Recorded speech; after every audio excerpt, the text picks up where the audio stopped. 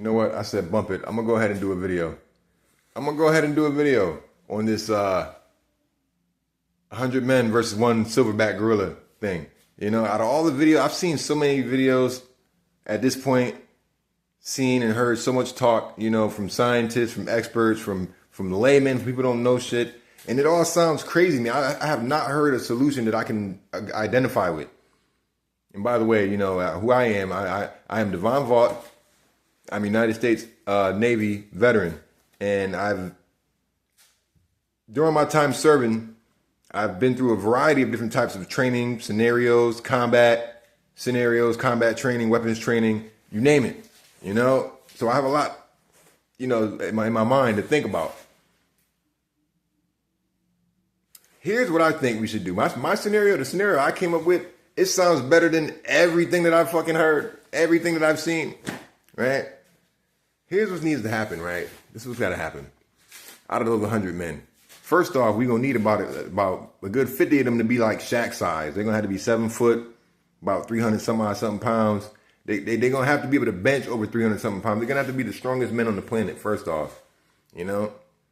And then about 10 of them are going to have to be like Kung Fu masters. And here's why. Here's why. Because here's the goal.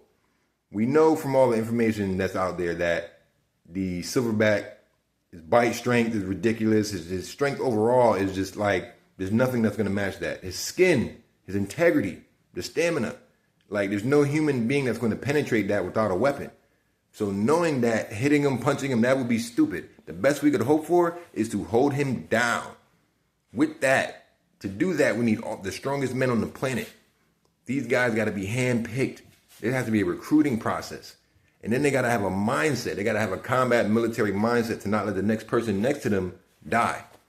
It's more likely than not going to happen, but if you have that mindset, you're going to fight for survival. You're going to move differently. It's going to control your body.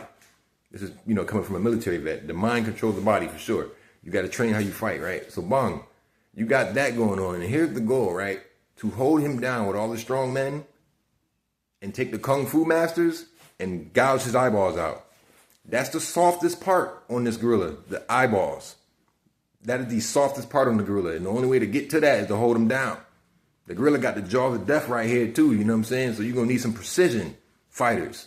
That's where Kung Fu masters come in. Not no rinky-dink karate man, somebody that know what the fuck they doing. Somebody that can rip your damn heart out, right? Because they're going to have to rip his eyeballs out and do this quickly because the monkey is going to be, after you rip his eyeballs out, he's going to flip shit. Understand, this gorilla is going to flip shit. You got about almost no time to reach in them eye sockets and pull out brain matter.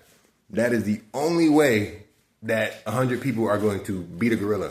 You have to have a targeted strategy. You know, you got to have a targeted strategy. The goal is to rip his eyeballs out and pull out brain matter. That should be the only goal out of all this shit, because that's literally the only thing you can do. That's the only way you can kill this thing without a weapon. There, I said it. You heard it first. Leave me a comment in the fucking DMs, yo. I think I done came up with the best fucking scenario for this shit. I've not heard nothing better than this. Let me know what you think.